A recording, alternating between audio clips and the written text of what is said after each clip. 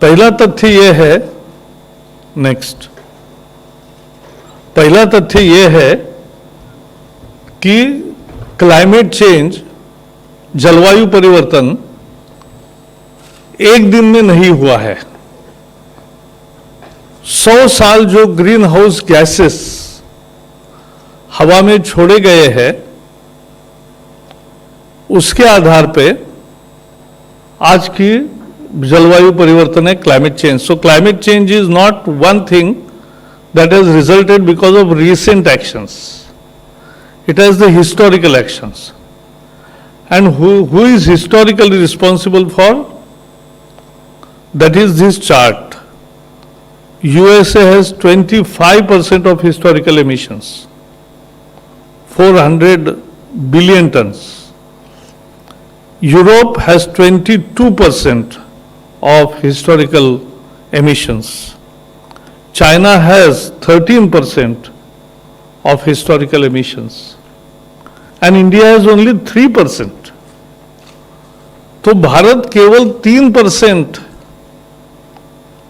Historical, जिसके कारण आज क्लाइमेट चेंज हुआ है, उसमें भारत का योगदान केवल 3% है।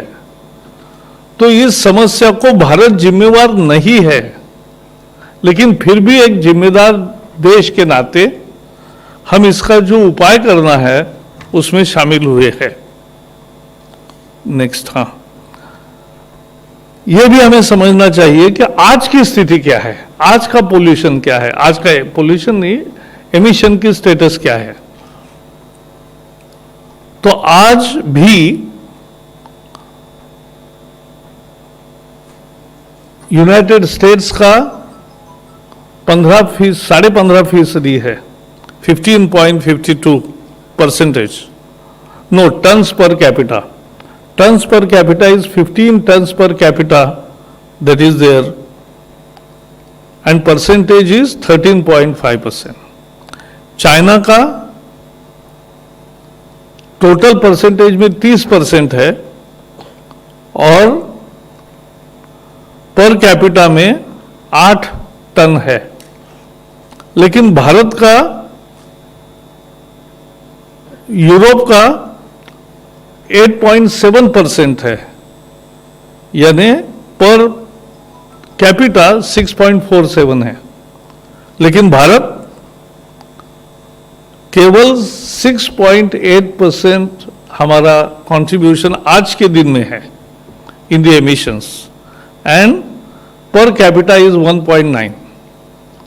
तो हमारा सभी निकषों पर हम देखेंगे तो हमारा कम है, और इसलिए भारत इस समस्या के लिए कतई जिम्मेवार नहीं है, लेकिन एक जिम्मेदार देश के नाते हम सॉल्यूशन के लिए हमारा काम कर रहे हैं। इंडिया का और एक पक्ष है कि धरती का ज्योग्राफी जितना लैंड है, लैंड मास का, we have just 2.5% of the world land mass, and we have 17% of world population and 16% of cattle population. Both require land, water and feed. And we have only 4% of fresh rainwater resources. Despite all these constraints, we have 8% of biodiversity. दुनिया में, देश में जो पर्यावरण पूरक संस्कृति है, उसके कारण ये बायोडाइवर्सिटी आज 8% है, और टोटल फॉरेस्ट कवर लगभग 25% आ गया है। तो ये उसका पक्ष है। नेक्स्ट है,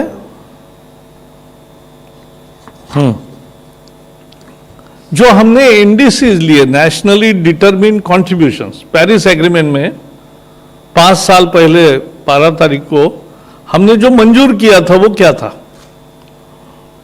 वो ये था कि हमारी emission intensity of GDP will be reduced by 3 to 35%. This was a huge commitment. And I am happy to say that we have already achieved 21%.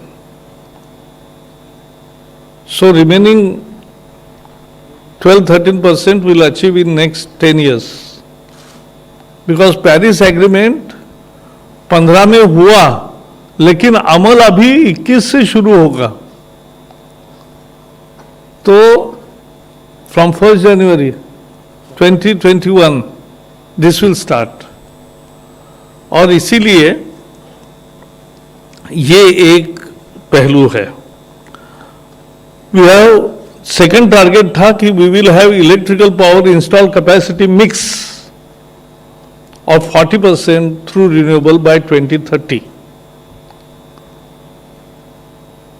और आगे बताऊंगा, प्रधानमंत्री मोदी जी के नेतृत्व में जिस तरह से हमने सोलर अलायंस का कार्यक्रम किया, जिस तरह से नवीनी ऊर्जा तैयार की, उससे हमें बहुत बढ़त मिली है. फिर तीसरा हमारा टारगेट था कि हम 250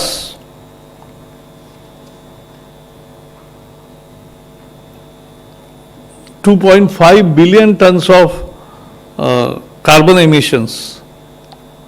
ये बहुत बड़ा आंकड़ा है दुनिया के दृष्टि से भी. इतना हम कार्बन सिक्वेंस्ट्रेशन तैयार करेंगे. और कार्बन सिक्वेंस्ट्रेशन में हम आज उसमें भी अच्छी सफलता मिली है, जो मैं आगे बताऊंगा. ये सारे वॉलंटरी टारगेट्स थे, लेकिन 6 टारगेट्स और भी लिए थे कि सस्टेनेबल लाइफस्टाइल. भारत की विशेषता है, we have comparatively very sustainable lifestyle. हमारे यहाँ 1000 पॉपुलेशन के ऊपर 25 गाड़ियां हैं, 22 गाड़ियां ही है कार्स. दूसरे अनेक देशों में 300, 500, 600, 800 तक है. तो उन देशों का एमिशन नेचुरली ज्यादा होगा. ऐसे हर विषय में हमारे यहाँ एक गरीबी के कारण और दूसरे हमारे जीवन मूल्यों के कारण हमारी लाइफस्टाइल सिंपल रही है. यूज एंड थ्रो वाली पद्धति हमारे यहाँ ज्यादा नहीं है, यूज एंड यूज वाली थियरी है. क्लाइमेट फ्रेंडली ग्रोथ प्लान, तो वही तो हमारा उद्देश्य है. एडेप्टेशन, क्योंकि आप रिस्पॉन्सिबल नहीं है, लेकिन आप पर उसके कारण संकट आ सकते हैं. तो उस संकट का सामना करने के लिए जो तैयारी करनी है वो एडेप्टेशन में आती है. और इस सब विषयों के लिए दुनिया ने कबूल किया था कि 100 बिलियन हर साल डॉलर्स, 100 बिलियन डॉलर्स हर साल देंगे. लेकिन अब $1 ट्रिलियन से ज्यादा हो गया, 1100 बिलियन डॉलर का बात हो गई 11 साल में, लेकिन उतने पैसे कहीं नहीं आए हैं. और टेक्नोलॉजी ट्रांसफर भी हो नहीं रही है ज्यादा. टेक्नोलॉजी आ रही है, लेकिन टेक्नोलॉजी प्रॉफिट के साथ आ रही है. हमारा मानना है, अगर climate change is a disaster, there should be no profit in technology transfer. But that is the issue. Next is, ये देखने लायक है कि भारत ने जो कमिटमेंट्स लिए वो कितने पूरे किए. तो probably we are the few countries who are, last column जो है, which is Paris agreement compliant. यानी our actions lead to maximum temperature rise of 2 degrees to be achieved by 2100, year 2100. So India, Costa Rica, Philippines, Bhutan, Morocco और Gambia है. यानी बड़ा country तो भारत ही है. एकमात्र बड़ी कंट्री है, G20 का एकमात्र कंट्री है कि जो 2 डिग्री कंप्लायंट है. जिनका कम है उसमें यूरोप है, कनाडा है, ऑस्ट्रेलिया है, नॉर्वे है, स्विट्जरलैंड है, ब्राजील है, मेक्सिको है, पेरू है, न्यूजीलैंड है, बहुत सारे देश है. और जिनका बहुत ही ज्यादा है कि 4 डिग्री बढ़ेगा जिसके कारण जलवायु परिवर्तन में, वो है China, Japan, Indonesia, South Africa, UAE, Chile, बाकी बहुत सारे देश है, वो आपको हम दिखाएंगे बाद में। नेक्स्ट, ये बहुत इंपॉर्टेंट इशू है एक, कि 4 रिपोर्ट्स आए हैं, चारों रिपोर्ट्स ने कहा, पहला रिपोर्ट है climate transparency report 2020, and that has given that India is the only G20 country to meet its commitments. तो जो हमारे कमिटमेंट है वो सीधे तरीके से ओनली 20% हम G20 के में केवल एक देश है कि जो इसने किया, इसका ये सर्टिफिकेट है। दूसरा है क्लाइमेट एक्शन ट्रैकर, इन्होंने कहा है क्यों, जैसा मैंने अभी दिखाया कि 2 degree compliant, we are the one of the few countries which are on target and which their implementation of NDCs is on 2 degree compliant. नीचे है यूनेप का परसों ही रिपोर्ट आया है, United Nation Environment Programme, UNEP. तो UNEP का emission gap report आया है, उस एमिशन रिपोर्ट में रखा है कि एमिशन ग्रोथ भारत में बहुत कम है और पहले जितनी होती थी कम है, क्योंकि हमारे एमिशन इंटेंसिटी रिड्यूस हुई है, हमने क्लीन एक्शंस लिए हैं, हमने कार्बन सिक्वेंस्ट्रेशन तैयार किया है, इसलिए हमारे कम हुए हैं, ये यूनेप का रिपोर्ट भी बताता है। फिर चौथा रिपोर्ट है क्लाइमेट चेंज परफॉर्मेंस इंडेक्स, और उसमें भी India is among 10 high performers rated very high of their well below 2 degree compliance. तो ये भारत ने काम करके दिखाया है। तो वी आर, कितने हम जिम्मेवारी से काम करते हैं, though we are not responsible for the climate change, ये हमें समझने की बार बार मैं बता रहा हूं। नेक्स्ट, ये देखने लायक है कि हमने एक्शन कैसे किए, इसका दूसरा चार्ट है ये। इंडिया 2 डिग्री कंप्लायंट है, अगले जो 4-5 देश है, चिली, नॉर्वे, ऑस्ट्रेलिया, न्यूजीलैंड और यूके, ये 3 डिग्री कंप्लायंट है, यानी 3 डिग्री उनके एक्शन के कारण टेम्परेचर में राइज होगा। और जो हाईली इनसफिशिएंट है वो है जापान, रशिया, जर्मन और यूएसए। ये देश 4 डिग्री बढ़ेगी उनकी अगर एक्शंस आज जैसी ही रहेगी, if their pace of work on environmental front remains constant as today, the world will witness 4 degree rise in temperature at the end of the century. तो इसलिए हमने क्या क्या काम किए, प्रधानमंत्री नरेंद्र मोदी जी के नेतृत्व ने एक तो इंडियन सोलर अलायंस तैयार किया, 60 से ज्यादा देश उसमें शामिल हुए, और ये इंडियन सोलर एजेंसी बहुत सफल रही।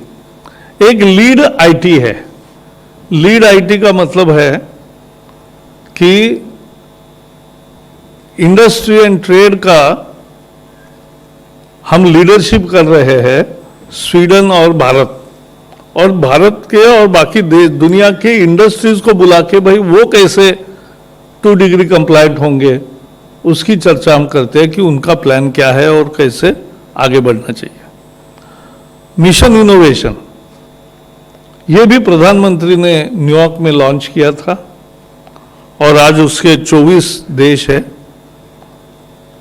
फिर यहां जो COP 14 हुआ, UNCCD का हुआ था, तो UNCCD में COP 14 बोलते उसको, तो उसमें हमने 2,60,00,000 हेक्टर भूमि रिस्टोर, जो डिग्रेडेड हुई है उसको दुरुस्त करने का संकल्प किया है, और उसमें से अच्छी खासी हमारी उपलब्धि भी है। और चौथा एक्शन है CDRI, coalition of disaster resistant infrastructure. ये बहुत प्रधानमंत्री जी की ये चारों पहल, दुनिया ने उसका स्वागत भी किया, सहभागी भी हुए। हमारी क्या स्कीम्स है जिसके कारण हम ये कर सकते हैं? तो हमारा national action plan on climate change है, how we will mitigate our challenges and how we will achieve our NDCs। दूसरा नेशनल क्लीन एयर प्रोग्राम है। प्रधानमंत्री नरेंद्र मोदी जी ने 15 अगस्त के दिन में लाल किले से ये बताया था कि 100 शहरों में आने वाले 4-5 साल में हवा के रुख में बदलाव लाएंगे, हवा के स्थिति में बदलाव लाएंगे, अच्छी करेंगे, सुधार होगा। स्वच्छ भारत मिशन तो आप सब दुनिया में नवाजा जा रहा है, जिसमें स्वच्छता का भी मूल मंत्र लोगों ने लिया है, जन आंदोलन बना है और 12 करोड़ टॉयलेट्स भी बने हैं। स्टैंडर्ड्स एंड लेबलिंग स्कीम है, यानी जो फ्रीज, एयर कंडीशन, इसको जो रेटिंग मिलने लगा और उसका लेबलिंग होने लगा, वो इसमें है। स्ट्रीट लाइटिंग, ये भी अब लगभग सभी जगह, सभी शहरों में स्ट्रीट लाइटिंग ये LED से हुआ, उसके कारण बिजली बचत हुई है। भारत स्टेज 6 में हमने प्रवेश किया है, तो उसका भी परिणाम है। इलेक्ट्रिक मोबिलिटी, हमारे आज लगभग 3 लाख वाहन इलेक्ट्रिकल हो गए हैं और ये निरंतर बढ़ते जाएंगे, ये हमें विश्वास है। उज्ज्वला योजना में 8 करोड़ से ज़्यादा गैस दिए हैं। ग्रीन हाईवेज मिशन में हजारों किलोमीटर के जो हाईवेज बन रहे हैं वो ग्रीन बनेंगे, ऐसी उस विभाग की योजना है और उसका मॉनिटरिंग भी हो रहा है। बायोफ्यूल्स की पॉलिसी बन गई। आपने यहाँ बायोफ्यूल के आधार पे एक हवाई जहाज दिल्ली से देहरादून उड़ा और देहरादून से यहाँ आया, तो ये हो सकता है, बायोफ्यूल पर हवाई जहाज भी चल सकता है प्रदूषण के बिना और एमिशन के बिना, ये हमने दिखा दिया। रिन्यूएबल परचेस है, ऑब्लिगेशंस है, तो जो रिन्यूएबल तैयार होती है, नवीनी ऊर्जा, सोलर हो या विंड हो, वो मिलेगी, ऐसा व्यवस्था है। फिर national adaptation fund for climate change है। फिर नेशनल कूलिंग एक्शन प्लान है। हमने सबसे अच्छी तरीके से मॉन्ट्रियल प्रोटोकॉल को पालन किया है।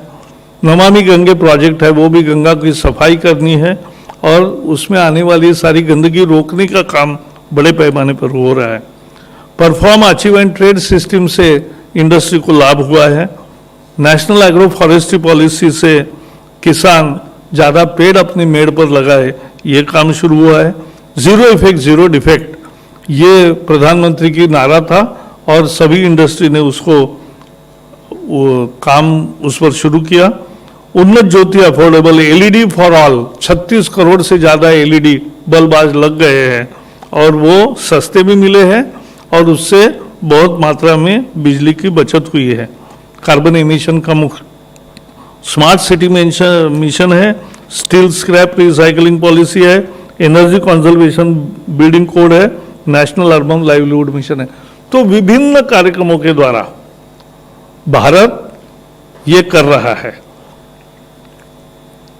अब रिन्यूएबल एनर्जी में ये देखो, भारत के जब प्रधानमंत्री जी ने नारा घोषणा की कि we will achieve 100 gigawatts of 175 gigawatts of renewable energy, सारा विश्व दंग रह गया कि कैसे होगा, और किसी ने इतना टारगेट नहीं लिया था, लेकिन हमने लिया और 37% लैंडमार्क अचीवमेंट।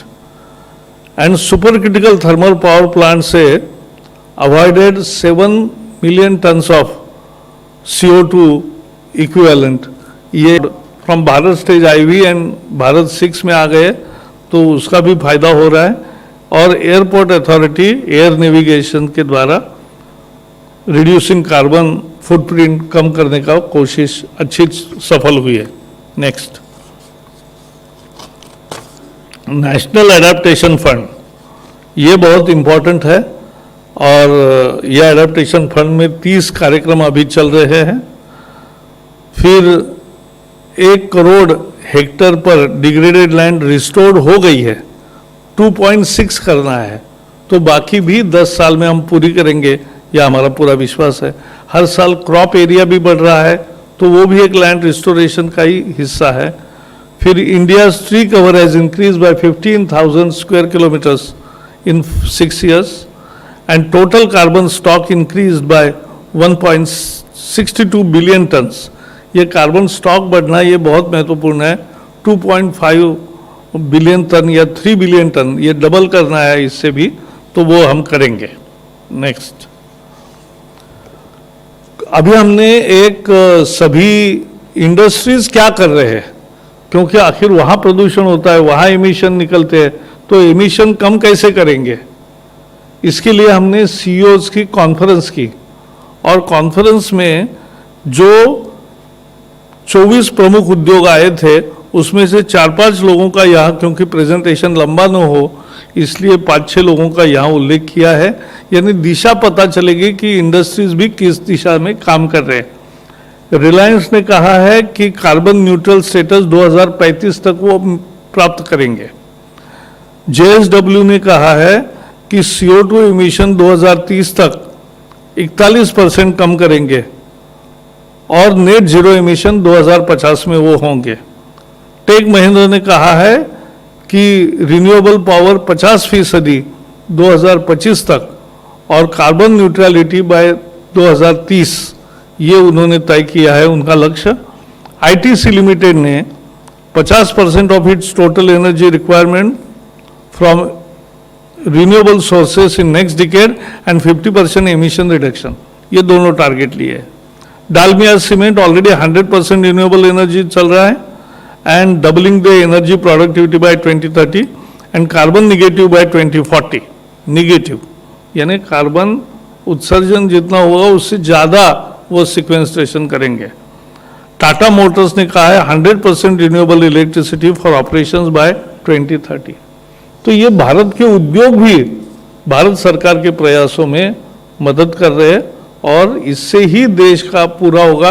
और ये जो स्वीडन के साथ हम इंडस्ट्रियल लीडरशिप का ट्रैक चला रहे हैं, उसमें इसका दुनिया के 14 देश उसमें सहभागी हुए हैं, उनके इंडस्ट्रीज को भी हम हर बार बुलाते हैं और वो अपना रिपोर्ट पेश करते हैं। मूल मुद्दा है, 2 इशू प्रधानमंत्री ने पेरिस समिट में बहुत आग्रह से रखे। एक रखा क्लाइमेट जस्टिस, गरीब के साथ न्याय होना चाहिए, और दूसरा रखा लाइफस्टाइल, जीवन शैली कैसे हो। तो इसके लिए current climate efforts put burden on economically weak, aim to provide dignified life to citizens and meet their aspirations.